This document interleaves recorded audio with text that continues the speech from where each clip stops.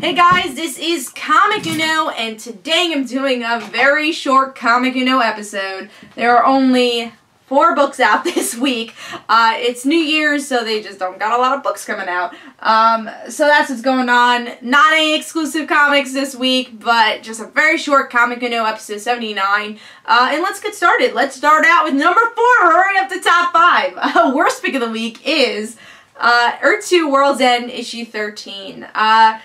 This book is just boring the hell out of me. I think the only thing I really enjoyed here was the artwork, and that's even sometimes inconsistent with the stories. But overall, coloring, artwork's pretty good for this series. But story, there's just too much going on. Too many stories trying to be told in one issue. I'm interested in the Helena story, but that's been going on for like 3 issues, and it has not progressed at all because you only get 2 pages with her. And there's some interesting things with Dick Grayson, but there's not enough room to tell his story. So I think that's a big problem with World's End, and there's a lot of boring stuff with the World's Army. What I said in my in-depth review, I think you could totally cut out the World's Army for a little while and just juggle maybe 3 stories in one issue. You don't have to tell everyone's story in this issue. It's a weekly series. You can wait 2 weeks for your favorite character to be told. And I will sacrifice Dick Grayson for a week if I actually could get a good Dick Grayson story the next week. So I think that's a big problem with World's End, and that's why World's End 2, issue 13, got 2 stars and worst pick of the week.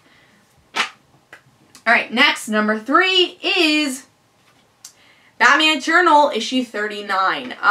This issue was a bit better than World's End, but I feel like was lacking again. Not a lot of big things happen here. And something that really lacked was the artwork. I think it was very sloppy, very dark. Here's some examples here. Facial expressions are very off.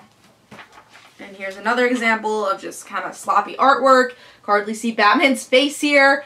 So overall, artwork really brought this issue down, and story was okay. Like, it was interesting to see Riddler and Batman and, you know, the references of Stephanie Brown.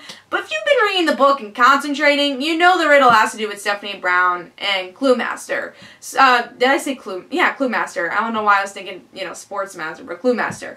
So you know it's about those two, and you just gotta see Batman try figuring it out. Alright. Whatever. I guess I'll be interesting, because I'm a Stephanie Brown fan, so that is interesting, but it's just very point A to point B. Not a lot happening there. Same thing for the villain story. They're just moving on, doing their own thing, trying to do what they gotta do, be villains and team up. And then the one interesting story I think does progress, the Vicky Vale story, and I did like that cliffhanger with Vicky Vale maybe getting shot by Bard, and then her editor-in-chief getting shot. That was pretty interesting, but, you know, didn't wow me either. Because I think Vicky Vale will survive it. If she doesn't, that will be a shocker for next issue. But again, artwork just brought this issue down a lot. But overall, I think this could have gone 3 stars story-wise, but was kind of messed up. So overall, Batman Eternal issue 39 gets 2.5 stars. So what was the best weekly? Number 2 was Future's End, issue 35, and not by much, I'll tell you that. The reason Future's End gets a bit higher than all the rest is because the artwork is always very consistent. Very good artwork here. Pretty good. I wouldn't say very good, but pretty good artwork here. And it's always very consistent. So I'm always going to say that about Future's End. 2 interesting stories here. Did they blow my mind? No. But they're interesting. Firestorm, the most interesting story in the book. Next to, like, the lowest stuff, which hasn't been showcased, but I don't want to be showcased right now because there's way too much going on anyways. So, Firestorm, and I think 50 Sue's getting a bit more interesting. Those are 2 stories. The other 2 stories, I wouldn't say the other 2 stories are boring. Frankenstein was boring as hell. It was. And then Batman Beyond had a chance of being good, but there's a lot of random stuff that happens. It does not end on a cliffhanger. It ends in the middle of a sentence. This is how the issue ends. Batman and the Joker are talking to, I guess, Batman of Future's End. They're talking, and they say, "Kill him." That's crazy talk, Joker says. "If I did that, then we wouldn't be." So, Batman wants to kill Batman.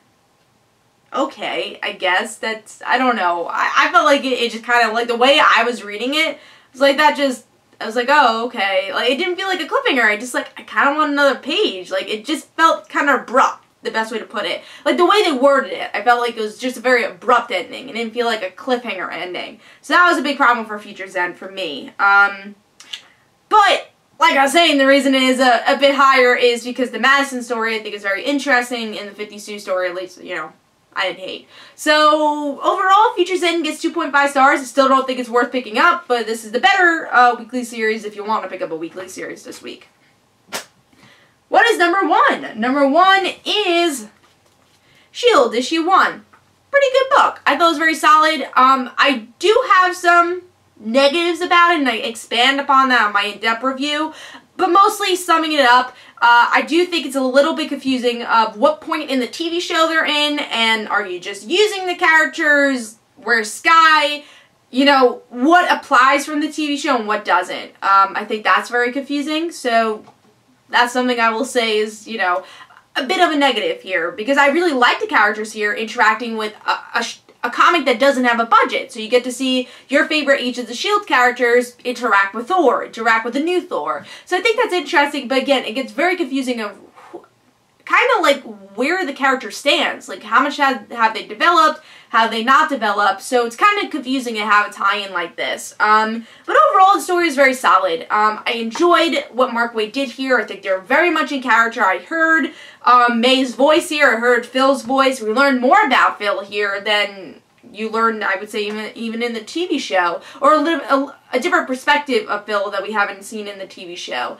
So overall, even though I don't like Thor that much, and I guess I didn't love the villain that much, I still think it was really good action, really good artwork, and I'm excited to see where this goes and how the Agents of S.H.I.E.L.D. interacts with the 616 universe, especially with next issue being Ms. Marvel. So, I think the series has a lot of potential. I don't know where it's going to go from here. That's what I'm a bit worried about. But overall, as a first issue, I do think it's been on the expensive side. But for this week, there's, like, you know, there's nothing out. So, I kind of looked over the $4.99 price tag. And I say pick up S.H.I.E.L.D. issue 1. And I guess really the only issue you have to get this week, because the weekly series weren't that great, and S.H.I.E.L.D. was a very solid issue that I think you guys should try out if you like the TV show. So I give S.H.I.E.L.D. issue 1 4 stars. Hope you guys enjoyed. This is Comic Uno. Guys, don't forget to follow me on Twitter for Comic Uno and the rest situations. Don't forget to like my Facebook page. Also, in the description below, there's links for my comic book, Like Father Like Daughter, and don't forget to like the Facebook page of Like Father Like Daughter. And I'll see you guys later, and see you in the next year. Bye, guys.